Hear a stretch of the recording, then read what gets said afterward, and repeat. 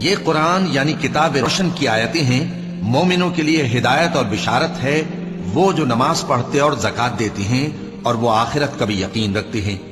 جو لوگ آخرت پر ایمان نہیں رکھتے، ہم نے ان کے اعمال ان کے لیے آراستہ کر دیے ہیں تو وہ بھٹکتے پھر رہے ہیں۔ یہی لوگ ہیں جن کے لیے برا عذاب ہے اور وہ آخرت میں بھی بہت نقصان اٹھانے والے ہیں۔ اور تم کو یہ قرآن اس حکیم و علیم کی طرف سے عطا کیا جاتا ہے۔ جب موسیٰ نے اپنے گھر والوں سے کہا کہ میں نے آگ دیکھی ہے، میں وہاں سے رستے کا پتہ لاتا ہوں یا کوئی شعلہ یعنی ایک انگارہ تمہارے پاس لاتا ہوں تاکہ تم آگ تاپو۔ جب موسیٰ اس کے پاس آئے تو ندا آئی کہ وہ جو آگ میں تجلی دکھاتا ہے بابرکت ہے، اور وہ جو آگ کے ارد گرد ہے، اور اللہ جو تمام عالم کا پروردگار ہے پاک ہے۔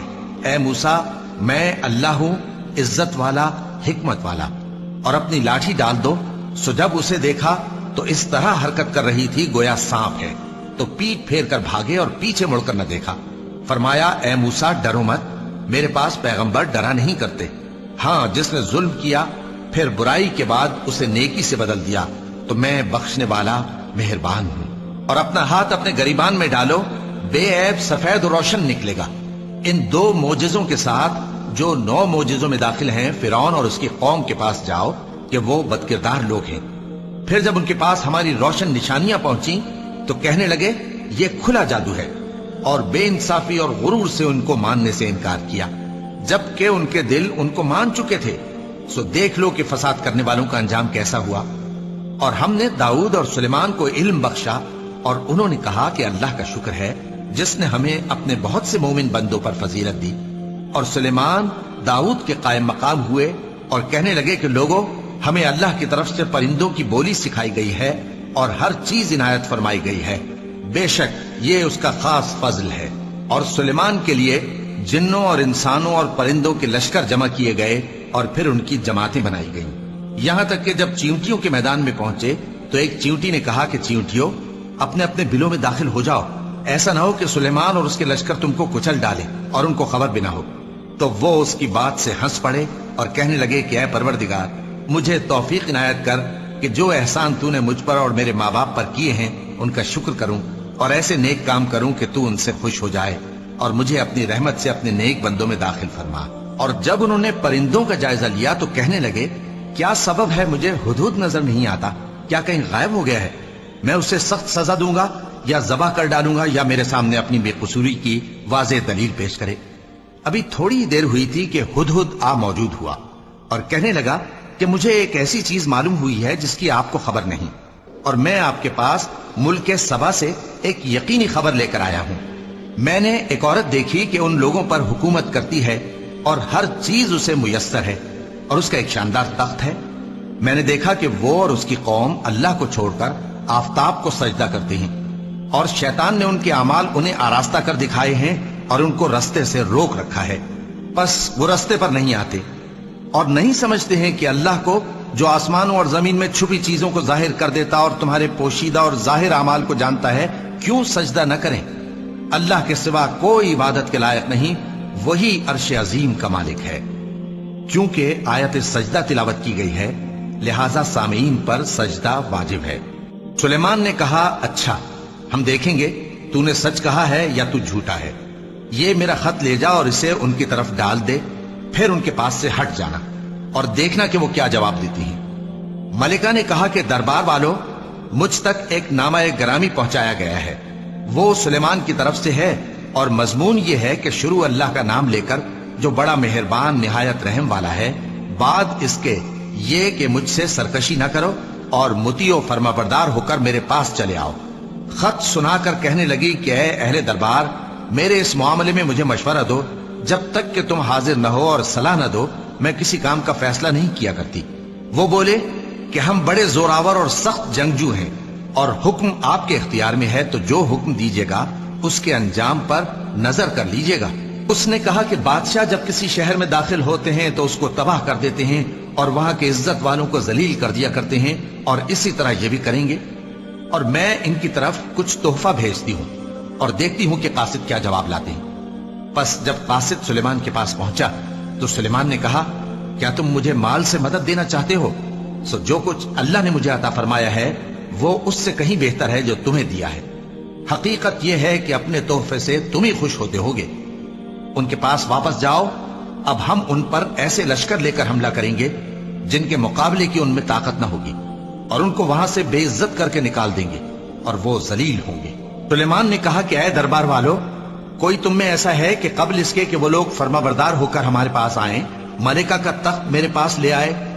जिन्नात में से एक कवि हैकल जिन ने कहा कि कबल इसके कि आप अपनी जगह से उठें, मैं उसको आपके पास ला हाजिर करता हूं, और मुझे इस पर कुदरत भी हासिल है और अमानतदार भी हूं। एक शख्स जिसको किताब इलाही का इल्म था कहने लगा कि मैं आपकी आंख के झपकने से पहले पहले उसे आपके पास हाजिर किए देता हूं।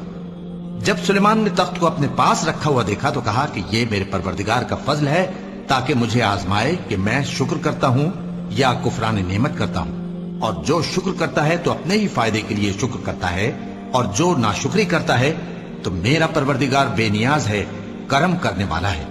सुलेमान ने कहा कि मलिका के इम्तिहान अक्ल के लिए उसके तख्त की सूरत बदल दो, देखें कि वो सूझ रखती है या उन लोगों में से है जो सूझ नहीं रखते।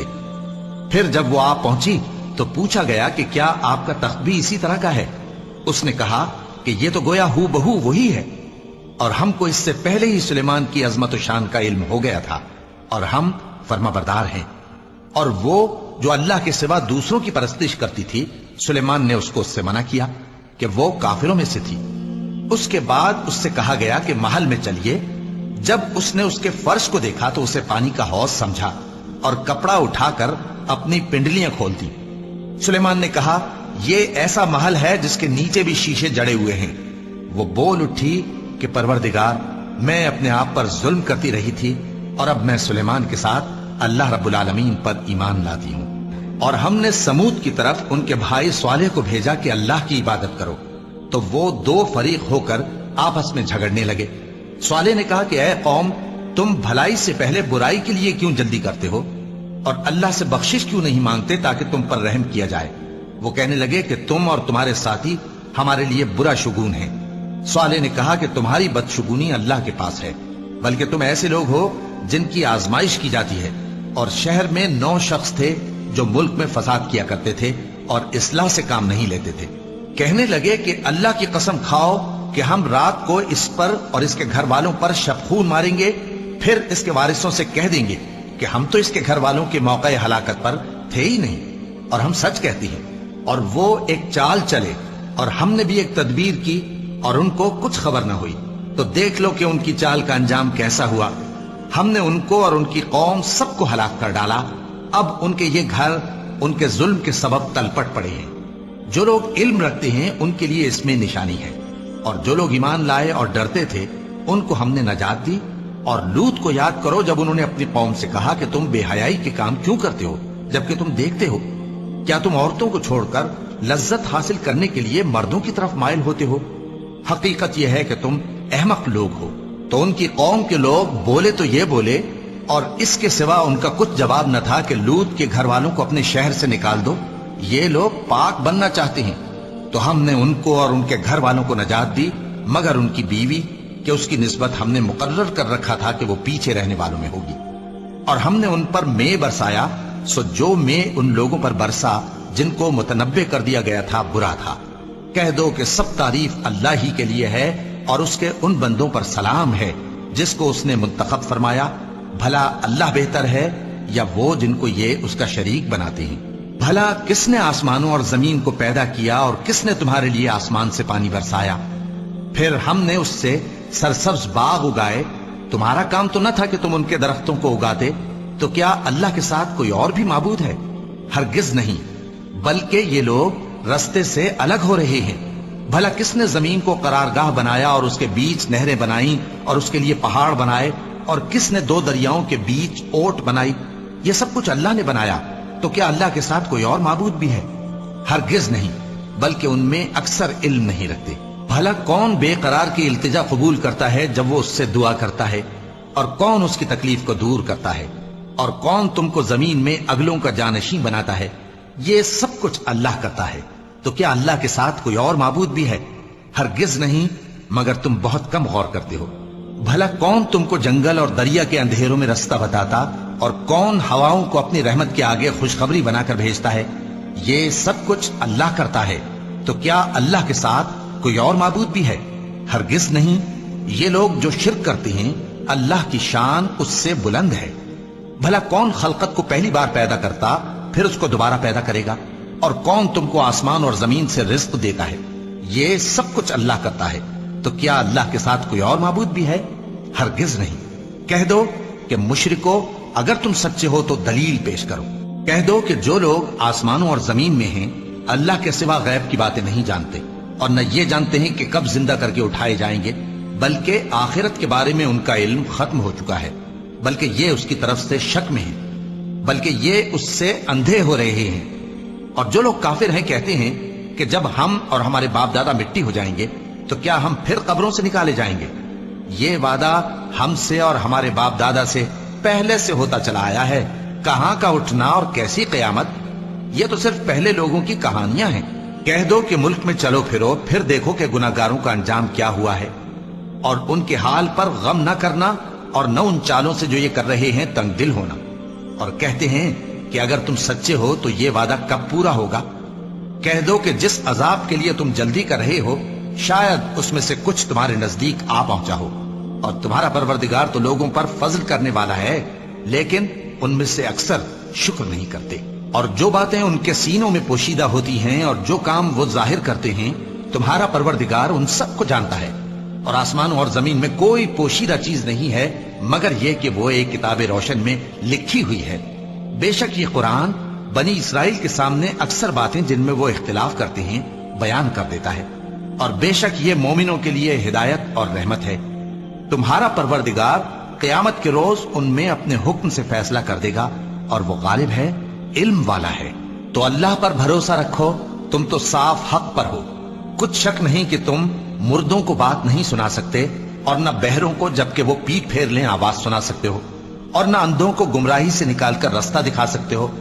تم تو انہی کو سنا سکتے ہو جو ہماری آیتوں پر ایمان لاتے ہیں، پھر وہ فرما بردار ہو جاتے ہیں۔ اور جب ان کے بارے میں عذاب کا وعدہ پورا ہوگا تو ہم ان کے لیے زمین میں سے ایک جانور نکالیں گے جو ان سے باتیں کرے گا۔ یہ ہم اس لیے کریں گے کہ لوگ ہماری آیتوں پر ایمان نہیں لاتے تھے۔ اور جس روز ہم ہر امت میں سے ایک بڑے گروہ کو جمع کریں گے جو ہماری آیتوں کی تکذیب کرتے تھے، پھر ان کی جماعت بندی کی جائے گی، یہاں تک کہ جب سب آ جائیں گے تو اللہ فرمائے گا کہ کیا تم نے میری آیتوں کو جھٹلا دیا تھا، حالانکہ تم نے اپنے علم سے ان کا احاطہ تو کیا ہی نہ تھا؟ بھلا تم کیا کرتے رہتے تھے؟ اور ان کے ظلم کے سبب ان کے حق میں وعدہ عذاب پورا ہو کر رہے گا تو وہ بول بھی نہ سکیں گے۔ کیا انہوں نے نہیں دیکھا کہ ہم نے رات کو اس لیے بنایا ہے کہ اس میں آرام کریں، اور دن کو روشن بنایا ہے کہ اس میں کام کریں؟ بے شک اس میں مومن لوگوں کے لیے نشانیاں ہیں۔ اور جس روز سور پھونکا جائے گا تو جو لوگ آسمانوں میں اور جو زمین میں ہیں سب گھبرا اٹھیں گے، مگر وہ جسے اللہ چاہے، اور سب اس کے پاس عاجز ہو کر چلے آئیں گے۔ اور تم پہاڑوں کو دیکھتے ہو تو خیال کرتے ہو کہ مضبوط جمے ہوئے ہیں، مگر وہ اس روز اس طرح اڑتے پھریں گے جیسے بادل۔ یہ اللہ کی کاریگری ہے جس نے ہر چیز کو مضبوط بنایا، بے شک وہ تمہارے سب افعال سے باخبر ہے۔ جو شخص نیکی لے کر آئے گا تو اس کے لیے اس سے بہتر بدلہ تیار ہے، اور ایسے لوگ اس روز گھبراہٹ سے بے خوف ہوں گے۔ اور جو برائی لے کر آئے گا تو ایسے لوگ اوندھے منہ دوزخ میں ڈال دیے جائیں گے۔ تم کو تو انہی اعمال کا بدلہ ملے گا جو تم کرتے رہے ہو۔ کہہ دو مجھ کو یہی ارشاد ہوا ہے کہ اس شہر مکہ کے مالک کی عبادت کروں جس نے اس کو محترم بنایا ہے، اور ہر چیز اسی کی ہے، اور مجھے یہ بھی حکم ہوا ہے کہ میں فرما بردار رہوں، اور یہ بھی کہ قرآن پڑھا کروں۔ اب جو شخص راہ راست اختیار کرتا ہے تو اپنے ہی فائدے کے لیے اختیار کرتا ہے، اور جو گمراہ رہتا ہے تو کہہ دو کہ میں تو صرف خبردار کرنے والا ہوں۔ اور کہو کہ اللہ کا شکر ہے، وہ تم کو عنقریب اپنی نشانیاں دکھائے گا تو تم ان کو پہچان لو گے، اور جو کام تم کرتے ہو تمہارا پروردگار ان سے بے خبر نہیں ہے۔